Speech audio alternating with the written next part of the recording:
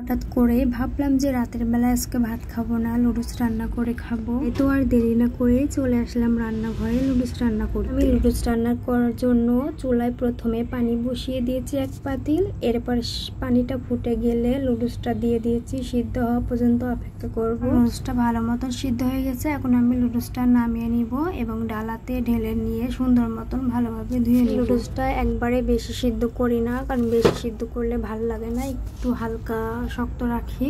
তো এরপরে আমি পেঁয়াজ রসুন কাটতে গেলাম।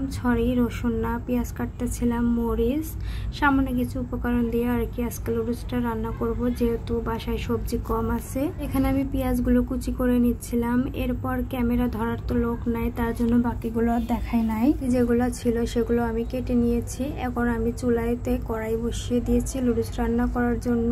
আজকে আমি সরিষার তেল দিয়ে লুডুস রান্না করব, বাট আমার রুমে এখন সয়াবিন তেল নাই, যেহেতু আমরা সরিষার তেলই এখন খাই, জন্য সব কিছুতেই সরিষার তেল দেওয়া লাগে। আমি পেঁয়াজগুলো একটু বাদামি কালার করে নিব।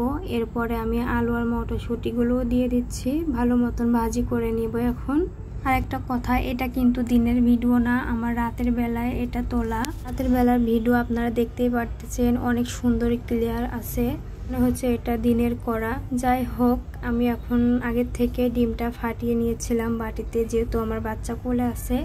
এখন আমি ডিমটা এর ভিতরে দিয়ে ভালো মতন ভাজি করে নিব। আর আমার ক্যামেরাটা বারবার নড়তে ছিল, কারণ আমার বাচ্চাকে কোলে নিয়ে রান্না করতে হচ্ছিল, ও বারবার আর কি ক্যামেরাটা নাড়াচ্ছিল। সবজিগুলো ভাজি করা হয়ে গেছে। এবার আমি লুডুসটা ঢেলে দিচ্ছিলাম। তো ভালো মতন সব কিছু মিশিয়ে নিচ্ছিলাম, না মেশালে আবার ভালো লাগবে না। এরপর আমি লুডুসের মশলাটা দিয়ে দিই। লুডুসের মশলা দিয়ে আমি ভালো মতন মেশাচ্ছিলাম।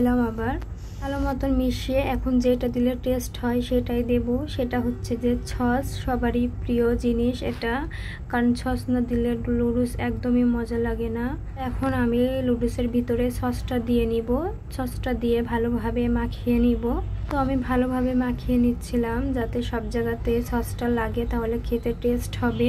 তো আপনারা দেখতে পারতেছেন মাখিয়ে নেওয়ার পর সস দেওয়ার কারণে কত সুন্দর কালার হয়েছে, দেখতে যেমন খেত ঠিক তেমনই টেস্ট হয়ে গেছে। এখন আমি চুলাটা অফ করে পরিবেশন করব। তো আমি লুডুসগুলো প্লেটে বেড়ে নিচ্ছিলাম বাচ্চাকে খাওয়াবো বলে। এই যে আমার গরম গরম লুডুস তৈরি হয়ে গেছে। সিম্পল কিছু উপকরণ দিয়ে রান্না করলাম, বেশি একটা খারাপ লাগে নাই, খেতে ভালোই লাগছে। একটা গুরুত্বপূর্ণ কথা, আপনারা যারা এখনো আমাকে ফলো দেন নাই অবশ্যই কিন্তু ফলো দিয়ে পাশে থাকবেন। আর আপনারা পাশে থাকলে অবশ্যই ভালো ভালো ভিডিও করতে মনে চায়। তো আজকের ভিডিওটা আপনাদের কাছে কেমন লাগছে অবশ্যই কিন্তু কমেন্টে জানাবেন। আর আজকের ভিডিওটা এই পর্যন্ত, সবাই ভালো থাকবেন। আল্লাহ হাফেজ।